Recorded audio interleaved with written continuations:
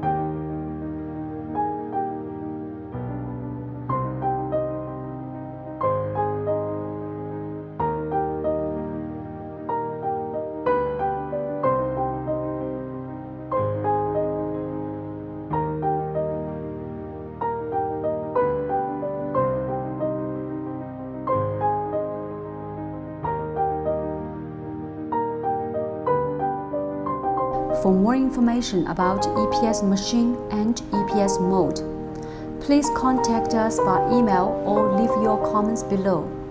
I'll see you next video.